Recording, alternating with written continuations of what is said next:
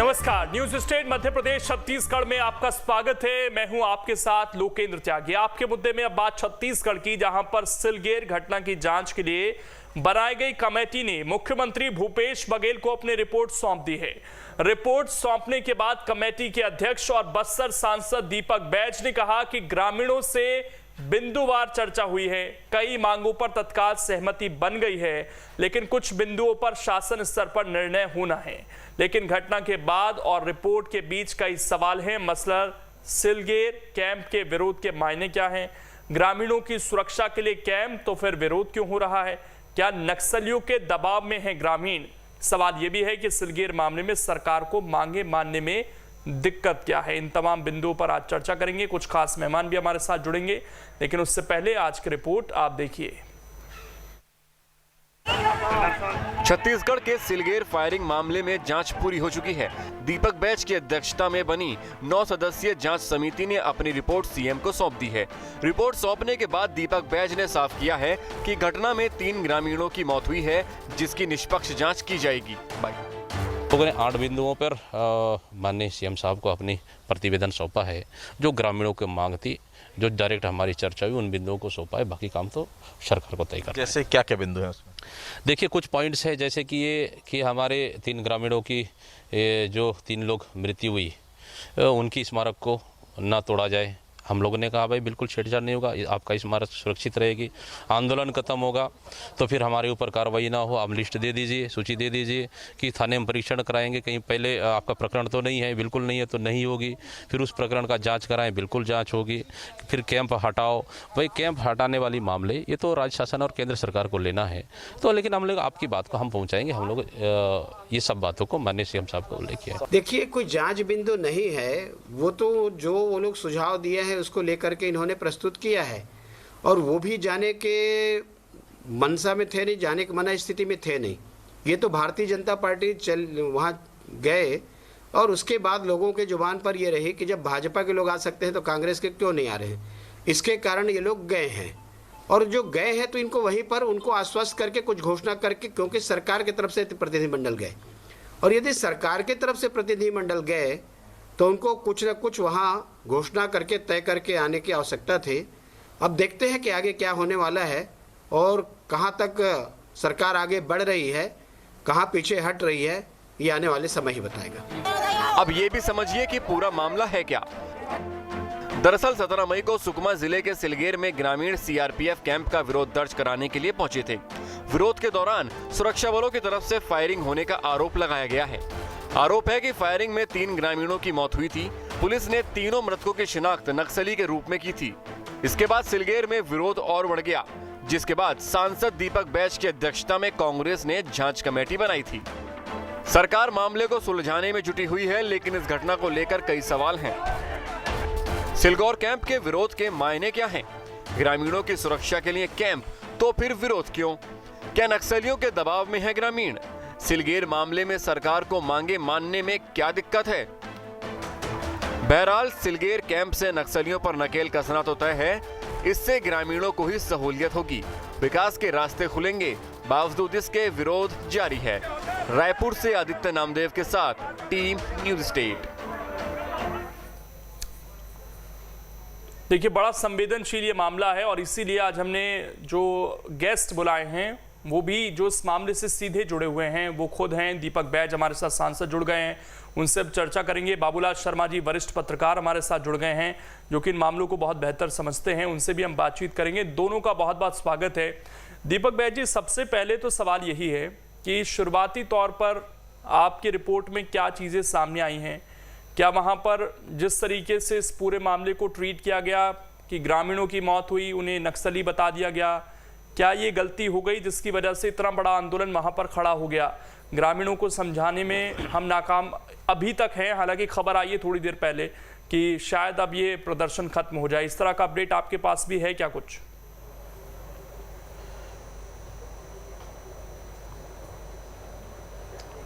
नहीं, देखिए, पहले तो कुछ समझना पड़ेगा हमको, क्योंकि सिलगेर मामले ये कैंप बिठाने को लेकर है, और कुछ 12 तारीख से कुछ विवादें चल रही थी।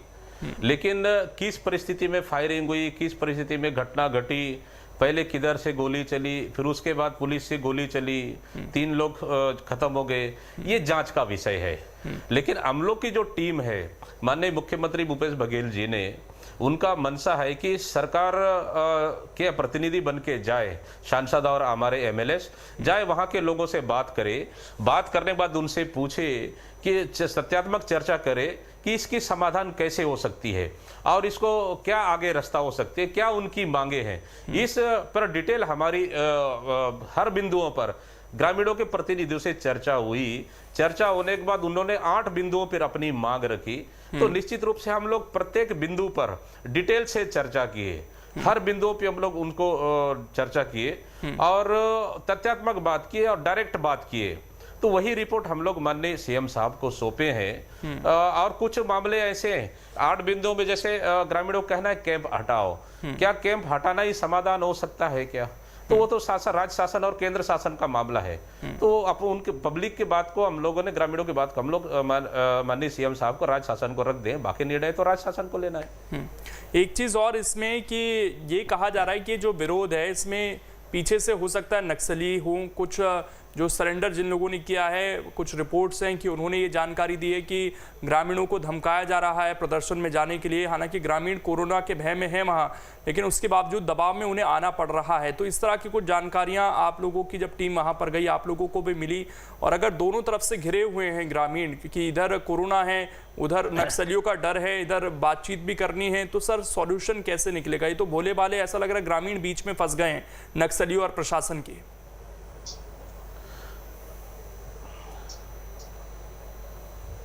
देखिए, अब इसमें तो आपको सब पता है और बस्तर से लेकर रायपुर तक सब पता है, सब आप जानते हैं। और लेकिन मेरा कहने का ये है कि आंदोलन, क्या हम लगातार आंदोलन करते रहे, क्या इसका यही समाधान हो सकता है?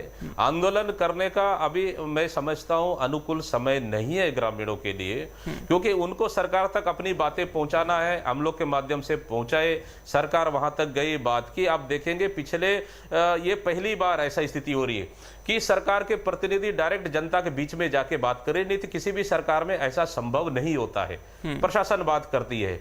तो हम लोग का वही कहना है कि अभी जो आंदोलन चल रही है ये अनुकूल समय नहीं है, क्योंकि लगातार कोरोना भी फैला हुआ है, बारिश भी हो रही है और खेती किसानी का समय है।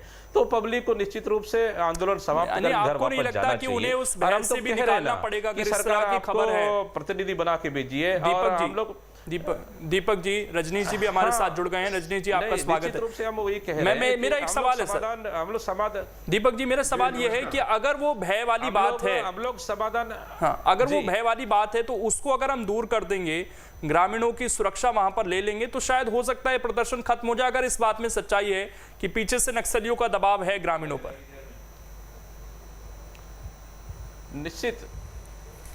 निश्चित रूप से देखिए, हम लोगों ने कहा, ग्रामीणों का कहना एक बिंदु था उसमें कि हम लोग आंदोलन समाप्त करने के बाद कहीं हमको भी प्रताड़ित न करे, हम हमारे ऊपर कार्रवाई न करे, ये ग्रामीणों का कहना था। हम लोगों ने स्पष्ट किए कि हम लोग लिस्ट सूची दे दीजिए, हम लोग परीक्षण कर, पुलिस परीक्षण कराएगी थाने में, कहीं पहले से प्रकरण तो दर्ज नहीं है। अगर प्रकरण दर्ज नहीं है तो निश्चित रूप से कार्रवाई नहीं होगी, इसकी हम आश्वासन आपको देते हैं। मतलब हर पॉइंट पे हम लोग ग्रामीणों को भरोसा दिए है कि हम लोग, सरकार आई है, हम लोग जनप्रतिनिधि, सरकार हट को भी देखें, हम बस्तर के जनप्रतिनिधि, हम उनके बीच में रहते हैं, हम उनसे झूठ बोल के तो बाहर तो नहीं जा सकते ना, हम उनके बीच में रहना है। तो इस तरह से हम लोग ग्रामीणों के साथ खुल के चर्चा हुई, तो उम्मीद है हमें कि जल्दी आंदोलन खत्म होगा। और निश्चित रूप से हम तो 12 महीने 12 घंटे 24 घंटे हम तैयार हैं उनको समाधान चर्चा करने के लिए। आप जब बोले, हम बीजापुर में बैठे, सिलगेर में बैठ के, जगदलपुर में जहां बोले, हम तो तैयार है ना समाधान करने के लिए।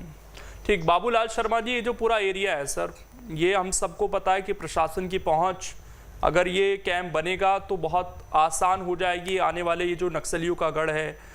अब इसमें जाहिर बात है कि नक्सली तो रोड़ा अटकाएंगे, लेकिन जिस तरीके से इस बार ग्रामीणों का इस्तेमाल हुआ विरोध करने के लिए, हमेशा होता रहा, लेकिन 3 ग्रामीण उसमें मर गए और उसके बाद उन्हें नक्सली भी शुरुआत में कहा गया।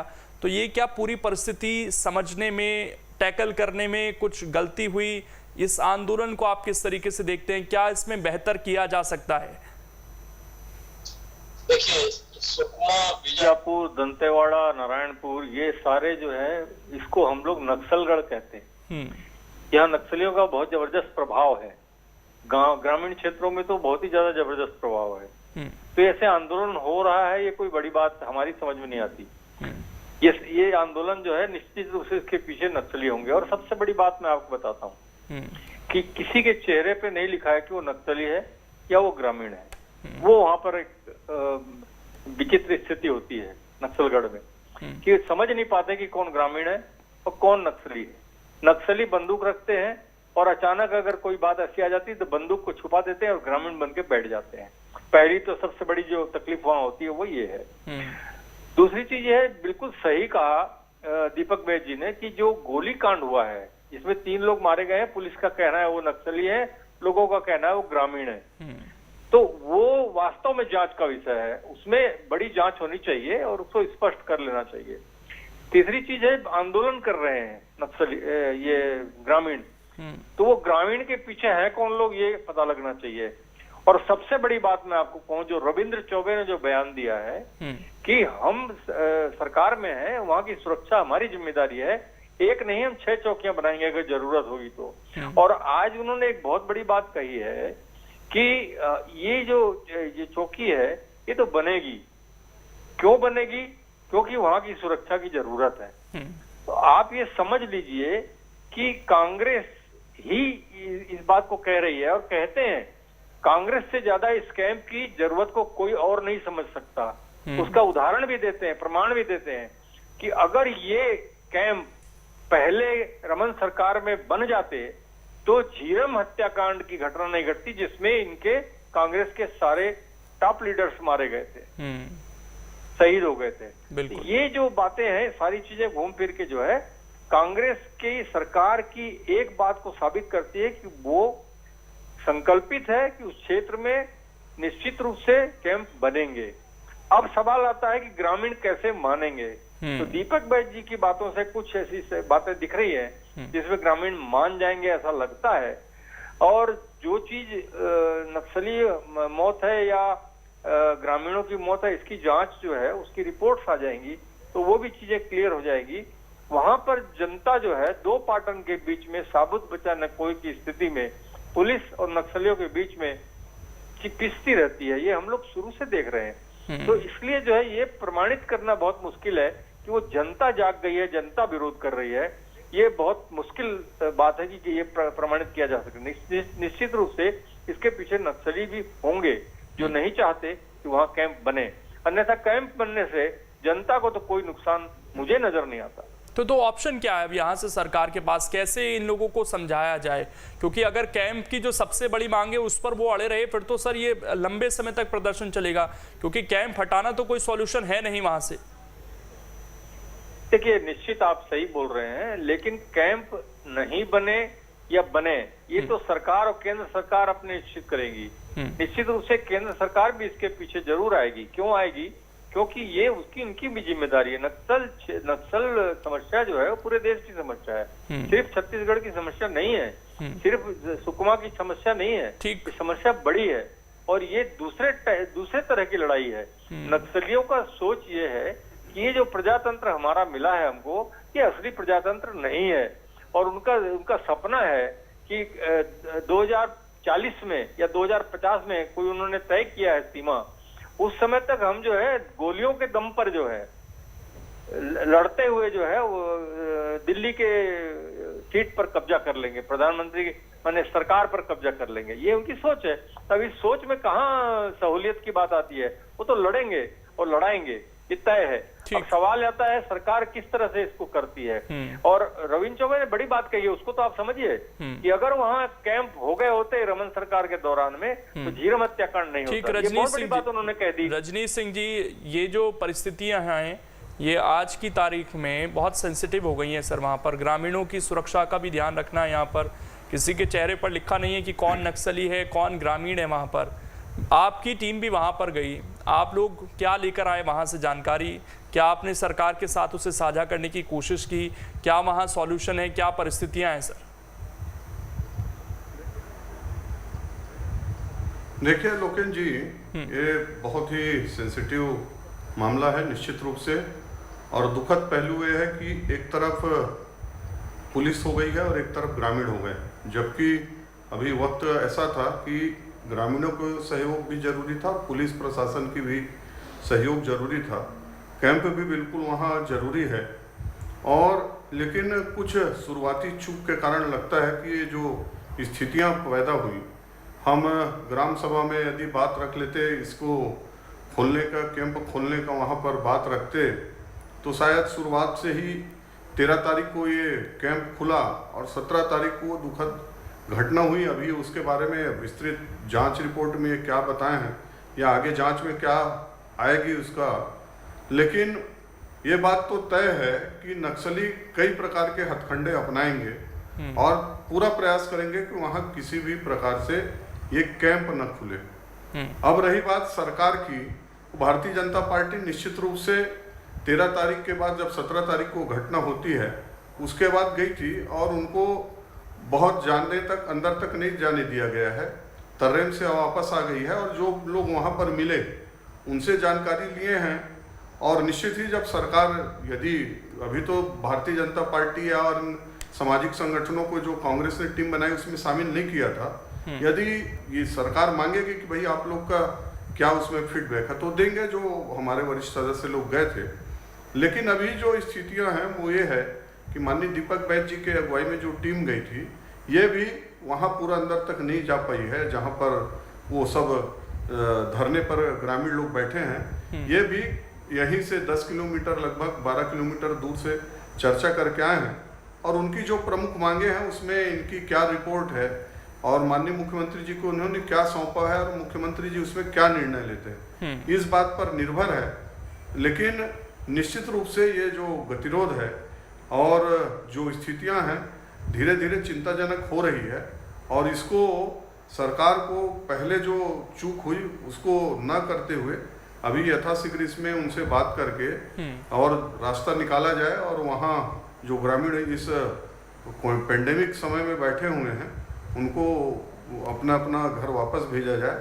और नक्सलियों के खिलाफ लड़ाई जब चलती है तो निश्चित रूप से ये गतिरोध पैदा करते ही हैं। और माननीय बाबूलाल जी बोल रहे थे कि रमन सिंह जी के समय खुल गए होते तो शायद घटना नहीं होती, लेकिन रमन सिंह जी की जब 15 साल रहे तो बहुत जगह खुली है, बहुत ये उन्होंने कोट किया, रविंद्र चौबे को कोट किया, लड़ाई बहुत जी रविंद्र चौबे जी को ही कोट किया है। तो निश्चित है माननीय रमन सिंह जी 15 साल में नक्सलियों के खिलाफ पूरी लड़ाई पूरे ताकत के साथ लड़ी है और ये सरकार भी यदि लड़ाई लड़ना चाहती तो इसको स्पष्ट नीति के साथ आना चाहिए, क्योंकि 2.5 साल में हमने देखा है कि कहीं ना कहीं इस मुद्दे पर वो कंफ्यूज्ड रही। दीपक जी मुझे एक बात बताइए सर, जब तक ये तय नहीं होगा कि वो ग्रामीण थे या वो नक्सली थे तो किसी सॉल्यूशन पर क्या आप लोग पहुंच पाएंगे? उनकी मांगे तो सर उसी बिहाफ पर सरकार मानेगी कि वो वाकई ग्रामीण थे या फिर नक्सली थे। अगर नक्सली थे तो सर किसी तरह की छूट का फिर कोई मतलब बनता नहीं है, फिर उनकी मांगों का कुछ मतलब बनता नहीं है वहां पर।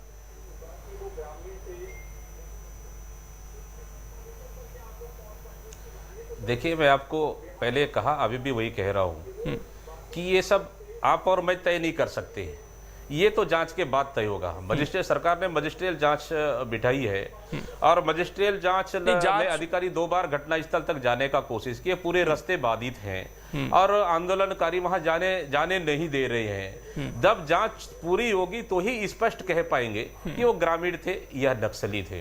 तो इसलिए हम चाह रहे हैं, इसलिए हम कह रहे हैं कि आंदोलन खत्म करिए, आपके पास एविडेंस, साक्ष्य, जो भी सबूत है आप बिल्कुल निष्पक्ष होकर बिना दबाव के आप दे दीजिए। और सरकार तो कह रही है ना कि निश्चित रूप से अगर दो भी दोषी पाए जाएंगे उस पर कार्रवाई ही करेगी, लेकिन अभी इतना जल्दी कह पाना बिल्कुल सही नहीं है। इसको जांच होने दीजिए, निश्चित रूप से जो भी तथ्य सामने आएंगे। नहीं, मैं ये सवाल इसलिए है सर क्योंकि एक तरफ जांच है, दूसरी तरफ संवाद है आप लोगों का, जो आप सरकार के प्रतिनिधि बनकर गए हैं, और ये संवाद उस जांच पर ही बहुत निर्भर करता है। तो ये तो तभी कामयाब हो पाएगा जब तक वो तथ्य वहां पर स्पष्ट हो पाएंगे। तो इस संवाद का कुछ मतलब बनता है कि आप लोग समझाने की कोशिश जो आपने की है उसका कुछ फायदा आपको मिलता हुआ नजर आया है? नहीं देखिए जांच और संवाद दोनों अलग चीज है। जांच तो वो तो जांच बाद की प्रक्रिया है। संवाद इसलिए कि वहां के जनप्रतिनिधि है, सरकार चाहती है आंदोलन खत्म करे, तो निश्चित रूप से अगर सरकार ने अपने प्रतिनिधि बना के भेजे तो निश्चित रूप से यह है कि हम ग्रामीणों से डायरेक्ट जाके चर्चा की और उसमें सफल भी रहे। हम आंदोलन स्थल तक गए, उनके प्रतिनिधियों से हम चर्चा की, डायरेक्ट चर्चा की, कोई उनको बुलाने या फिर कोई भेजने वाला काम ही नहीं, डायरेक्ट चर्चा की। तो हमारा पहला मकसद ये है कि देखिए, मैंने पहले भी कहा कि ये समय अनुकूल नहीं है आंदोलन। क्यों? क्योंकि अभी खेतीबाड़ी का समय है, बरसात का समय है और कोरोना बहुत फैला हुआ है। कंटेनमेंट जोन लगातार पूरे गांव और ब्लॉक बन रही है। इस परिस्थिति में सरकार और प्रशासन दोनों के लिए चुनौती है कि वहां पे ग्रामीणों को हम लोग सुरक्षित बचाना भी है और कोई वहां पे जा भी रहे हैं तो उसको भी सुरक्षा हमको देना हमारा दायित्व है। तो इसीलिए आंदोलन खत्म हो जाए तो निश्चित रूप से जांच आगे बढ़ेगी। वार्ता के लिए तो हम तो कहा ना, हमने तो कहा, आंदोलन स्थल में भी कहा, अभी भी कह रहे हैं, हम 12-24 घंटे हम तैयार है वार्ता के लिए, सरकार तैयार है। आप तय कर सिलगेर में जाके बात करना है, बीजापुर में बात करना है, बिल्कुल हम तैयार है। बातचीत के जरिए ही रास्ता निकल सकती है। आखिरी सवाल मेरा बाबूलाल शर्मा जी से है और यही सवाल है सर कि जो संवाद चल रहा है ये क्या जब तक जांच पूरी नहीं होती कुछ इसमें कामयाबी मिल सकती है, आपको लगता है?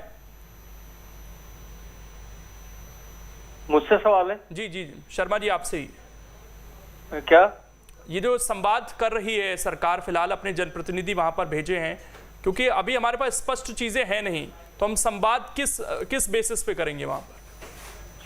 देखिए, दीपक बैज जी ने एक बहुत बढ़िया बात बोली थी, आपने उनको मार्क किया होगा कि हम सरकार की तरफ से गए, पहली बार कोई सरकार की तरफ से सीधे बात करने आंदोलनकारियों से उस क्षेत्र में गया है, ये बात मैं भी मानता हूँ। और उन्होंने कहा कि हम झूठ नहीं बोल सकते, उनके ही बीच हमको रहना है, उन्हीं के बीच हमको हमेशा रहना है। ये दो बातें बहुत महत्वपूर्ण है, आप इसकी गहराई में समझिए। ठीक, वाकई में उनको वहां हमेशा रहना है, वो झूठ नहीं कह सकते, जो भी कहेंगे सच कहेंगे। लेकिन एक और बात मैं कहता हूँ कि जांच रिपोर्ट की जितनी बातें दीपक बैज जी ने खुलासा की है अपने टीवी की चैनल में अभी, मैं नहीं मानता कि वो पूरी की बातें उन्होंने बता दी है। बहुत सारी बातें ऐसी भी होंगी जो उन्होंने गुप्त रूप से उनको सीएम साहब को दी। बिल्कुल, ये बहुत संवेदनशील मामला है सर, समय की थोड़ी सी मेरे पास सीमा है, इसलिए मैं आप सभी को रोक रहा हूं। उम्मीद है कि एक संवाद के जरिए और बेहतर तरीके से जांच के जरिए इस मामले को सुलझाया जाएगा। वहां पर ग्रामीणों की सुरक्षा का भी ये पूरा मसला है। आप सभी जुड़े, शुक्रिया। छोटे से ब्रेक लिए यहाँ पर रुकेंगे, खबरें लगातार जारी हैं।